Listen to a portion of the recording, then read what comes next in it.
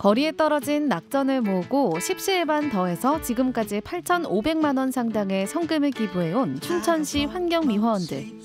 봉사팀까지 꾸려 활발하게 봉사활동을 펼치고 있다고 합니다. 열악한 환경에서 일하고 있지만 더 어려운 이웃을 위해 팔걷고 나선 환경미화원들의 이야기. 지금 함께 들어봅니다. 연일 영하 10도를 밑도는 한겨울 새벽. 20년차 환경미화원 박재성 씨는 추운 날씨에도 변함없이 거리에 나섰습니다. 밤새 버려진 거리의 쓰레기를 깨끗이 치우는 것이 그의 임무. 지금은 조금 시간대가 늦춰졌는데요. 예전에는 새벽 3시서부터 근무를 해가지고 청소, 도로가 깨끗하게, 인도나 도로가 깨끗하게 치우는 일을 하고 있습니다. 본격적으로 가로 청소를 시작하는 박재성 씨. 직업 특성상 야외에서 일을 하는 경우가 많다 보니 날씨의 영향을 받기 쉽다는데요. 특히 겨울철에는 유난히 힘들 것 같습니다. 담배꽁초나 이런 게 얼어가지고 잘 떨어지지가 않습니다. 그래서 그런 부분 띄거나 이러는 거. 요즘 추위는 옷을 좀 따뜻하게 입어서 추위는 뭐 걱정 없고요. 거리를 이곳저곳 구석구석 치우다 보면 어느새 오전 업무도 끝이 나는데요. 잠깐 가지는 휴식 시간. 온몸을 따뜻한 커피로 녹여봅니다. 시민들은 꾸준히 일을 하는 그들을 격려하기도 하고 응원의 메시지를 전하기도 합니다. 여기 사장님 같은데 제가 가끔가다 이렇게 와서 커피 한잔 하고 가는데 사장님께서 커피를 저한테 무료로 주시고 이게 추운데 고생한다고 이렇게 격려해 주시는 분도 아직도 많습니다. 지금은 많은 사람들이 존중하는 직업이 됐지만 환경미화원에 대한 시선과 인식들이 처음부터 좋은 건 아니었습니다. 몸으로 하는 일을 낮게 평가하던 시절, 환경미화원에 대한 사회적 인식이 부정적인 때도 있었습니다. 예, 많이 변했습니다. 예전에는 환경미화원 하면은 못 배우고 천하다 이런 식의 인식이 되게 많았었는데 요즘에는 뭐 들어오고 싶어 하시는 분들도 되게 많고 젊은 분들도 그런 성향을 되게 많이 갖고 있어서 지금은 들어오기가 굉장히 힘듭니다. 가로 청소 외에 환경미화원들이 하는 또 다른 일이 있습니다.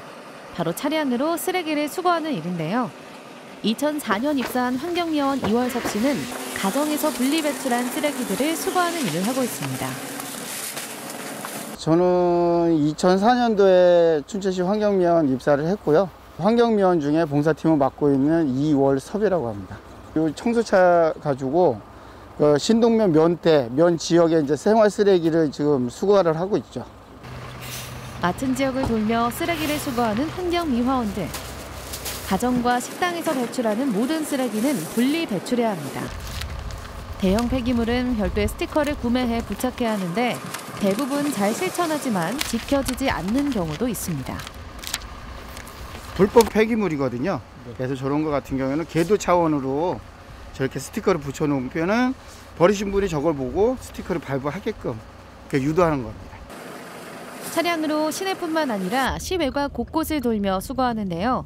이동 범위가 넓고 수거할 쓰레기가 많기 때문에 항상 바삐 움직여야만 제 시간 안에 일을 마칠 수 있습니다. 가장 불편한 건 날씨죠. 더운 데는 더운 대로 힘들고 추울 때는 추울 대로 힘들고 그게 가장 좀 애로사항이라고 볼 수 있죠. 추우나 더우나 먼지 가득한 열악한 환경에서도 묵묵히 거리를 치우는 환경미화원들. 그들을 향한 시민들의 따뜻한 격려와 응원 덕분에 힘들어도 어려워도 보람차게 일할 수 있습니다. 고생한다고 음료수 주시는 분들이 계세요. 아유, 고맙다고 그러시면서 음료수도 주시고 뭐 격려 말씀도 해주시는데 그런 게 가장 보람되죠, 그때가. 각자의 일을 마치고 이제는 쉬어야 할 시간인데도 한자리에 모인 환경미화원들. 이곳에 모인 이유는 바로 봉사 계획을 세우기 위해서인데요. 새해를 맞아 어떤 봉사를 진행하면 좋을지 의견을 나누는 환경미화원 봉사팀. 새벽을 여는 사람들이라는 이름으로 봉사일을 하신 지도 꽤 오래됐다고 합니다. 너무 고생스럽습니다. 고맙습니다. 학생들까지도 학교 앞에 오면 인사를 하더라고요. 또 책임감 있게 지역에서 내가 맡은 바 일을 더 열심히 하고 우리가 이렇게 좀 뭔가 도와드릴 거 없나 주변에다 그런 과정에서 그렇게 시작을 했어요. 봉사의 시작은 거리를 청소하며 죽게 된 동전들이었는데요. 티끌모아 태산이라는 말처럼 어느새 셀 수 없이 많은 낙전들이 모여 저금통의 배를 가득 채웠습니다. 이렇게 모은 동전들을 불우한 아동들에게 기부하며 선행을 시작한 환경미화원들. 찌그러지고 못 쓰게 됐지만 모으다 보니까 엄청 많아지더라고요. 그래서 이게 한 50개 초반에 한 50개 정도 모아서 소년 소녀 가장들을 위해서 쓰시다. 점심 못 먹는 아이들이 있으니까 이거 그런 행사도 거기서 하셔가지고 우리가 동참을 많이 했죠. 도움을 받은 아이들이 보낸 따뜻한 감사 인사는 고된 일을 하는 환경미화원들에게 도리어 큰 감동이 됐습니다. 와, 뿌듯하더라고요. 야, 이렇구나. 우리의 작은 이런 것들이 희망을 줄 수도 있고.